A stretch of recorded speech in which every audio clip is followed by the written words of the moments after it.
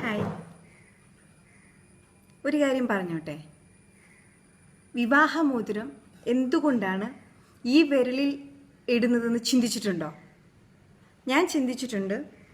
ഞാനിങ്ങനെ അതിനെക്കുറിച്ച് എന്താണ് കാരണം, ഈ വിരലിലാണ് വിവാഹമോതിരം സാധാരണ അണിയുന്നത്, എന്തുകൊണ്ടാണ് ഈ വിരലിൽ നമ്മൾ പ്രിഫർ ചെയ്യുന്നതെന്ന് ഞാൻ ചിന്തിച്ചിട്ടുണ്ട്. അങ്ങനെ ചിന്തിച്ച് നടക്കുന്ന സാഹചര്യത്തിലാണ് ഞാൻ എവിടെയോ ഏതോ ഒരു ബുക്ക് വായിക്കാനിടയായി. അപ്പോൾ ആ ബുക്കിൽ പ്രതിപാദിച്ചിരുന്നൊരു പോയിന്റ് ഉണ്ട്. ഈ ചൈനക്കാരുടെ കണ്ടുപിടുത്തം ചൈനക്കാരുടെ വിശദീകരണം, വിവാഹമോതിരം എന്തുകൊണ്ടാണ് ഈ വിരലിൽ അണിയുന്നതെന്നുള്ള ഒരു വിശദീകരണം ഞാനതിൽ കാണുവാനിടയായി. അതെന്നെ വല്ലാതെ സ്ട്രൈക്ക് ചെയ്തു, വല്ലാതെ സ്വാധീനിച്ചു. അപ്പം അതെന്താണെന്ന് ഇപ്പോൾ ഞാനത് പറയാൻ പോവുകയാണ്. നമ്മുടെ രണ്ട് കൈകൾ ഇങ്ങനെ എടുത്തിട്ട് ഈ സെൻട്രൽ വിരലുണ്ട്, നടുക്കത്തെ വിരൽ പതുക്കെ മടക്കി ചേർത്തു പിടിക്കുക. മനസ്സിലായില്ല? നടുക്കത്തെ വിരൽ പതുക്കെ മടക്കി ചേർത്ത് പിടിക്കുക. എന്നിട്ട് ഈ എല്ലാ വിരലും ചേർത്ത് പിടിക്കുക. അപ്പോൾ നടുക്കത്തെ വിരൽ മാത്രമാണ് മടങ്ങിയിരിക്കുന്നത്. ശ്രദ്ധിച്ചോളൂ, ഈ നടുക്കത്തെ വിരൽ മാത്രമാണ് മടങ്ങിയിരിക്കുന്നത്, ബാക്കി എല്ലാ വിരലും നമ്മൾ ചേർത്ത് പിടിച്ചിരിക്കുകയാണ്. എന്നിട്ട് ഈ നടുക്കത്തിൽ വിരൽ അനങ്ങാതെ, മടക്കി പിടിച്ചിരിക്കുന്ന വിരൽ അനങ്ങാതെ ഈ തള്ളവിരൽ അനക്കി നോക്കുക. നമുക്കത് വിടർത്താൻ പറ്റുന്നുണ്ട്. കണ്ടില്ലേ? ഈ തള്ളവിരൽ നമുക്കത് വിടർത്താൻ പറ്റുന്നുണ്ട്. ഇതാണ്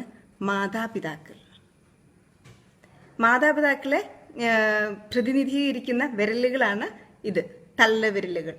കാരണം ഒരു സ്റ്റേജ് കഴിഞ്ഞാൽ നമ്മൾ മാതാപിതാക്കളെ വിട്ടുപോകണം എന്നാണ് അവർ പറയുന്നത്. രണ്ടാമത്തെ കാര്യം, ഈ വിരൽ, ചൂണ്ടുവിരൽ നമുക്ക് വിടർത്താൻ പറ്റും. തള്ളവിരൽ വിടർത്തി ചൂണ്ടുവിരൽ.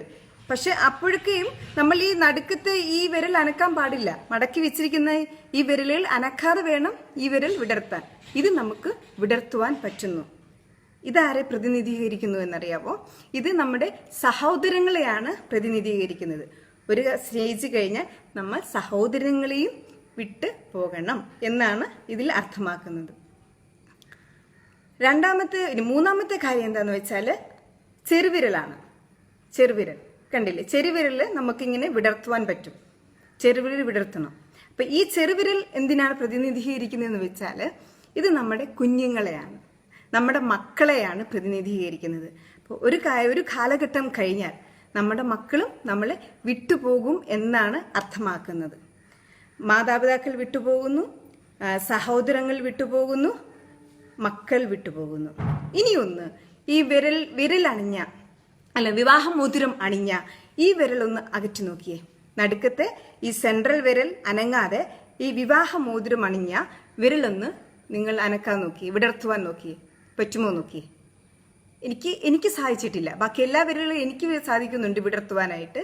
പക്ഷേ ഇതെനിക്ക് വിടർത്തുവാൻ ഒട്ടും പറ്റുന്നില്ല, ഒട്ടും സാധിക്കുന്നില്ല. മനസ്സിലായില്ലേ? കണ്ടോ? എനിക്ക് പറ്റുന്നില്ല. അപ്പൊ അത് നമ്മൾ വിടർത്താൻ നോക്കുമ്പോൾ ഇത് നടുക്കത്തെ സെൻട്രൽ വിരൽ വിടർന്നു പോകുന്നു. അപ്പൊ ഇതാണ് ചൈനക്കാർ പറയുന്നത്. ഒരിക്കലും നമ്മൾ പിരിയേണ്ടവരല്ല, ഭാര്യ ഭർത്താക്കന്മാര് പിരിയേണ്ടവരല്ല എന്ന് അർത്ഥമാക്കുകയാണ് അവര്.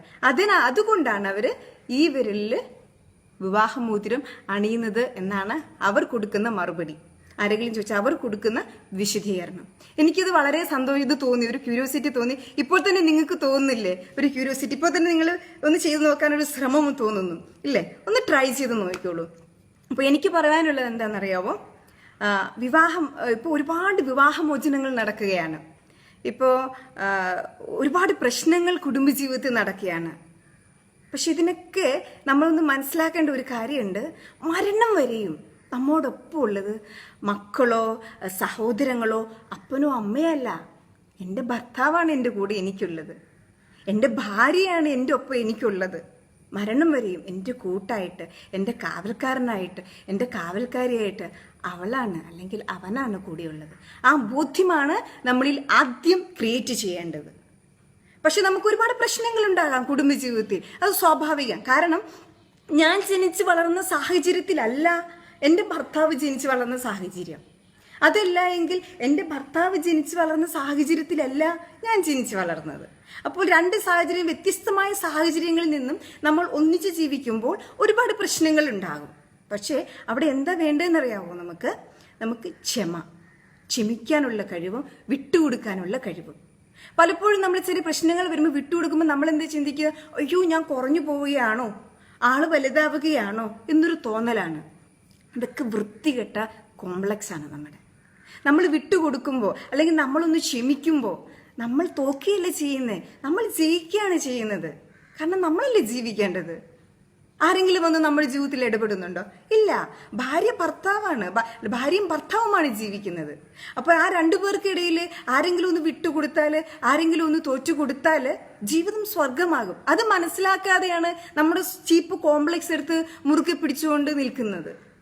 അങ്ങനെ വരുമ്പോഴാണ് ജീവിതത്തിൽ പ്രശ്നങ്ങൾ ഉണ്ടാവുക, കുടുംബജീവിതത്തിൽ പ്രശ്നങ്ങൾ ഉണ്ടാവുന്നത്.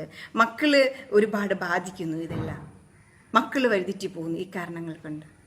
പക്ഷെ നമ്മളത് മനസ്സിലാക്കി മുന്നോട്ട് പോവുകയാണെങ്കിൽ, വിട്ടു കൊടുത്ത് ജീവിതത്തിൽ ഒരു ക്ഷമയോടുകൂടി ജീവിതത്തെ തിരിച്ചറിഞ്ഞ് ഭർത്താവിൻ്റെ കുറവുകളെ അല്ലെങ്കിൽ ഭാര്യയുടെ കുറവുകളെ തിരിച്ചറിഞ്ഞ് മുന്നോട്ട് പോവുകയാണെങ്കിൽ നല്ലൊരു കുടുംബജീവിതം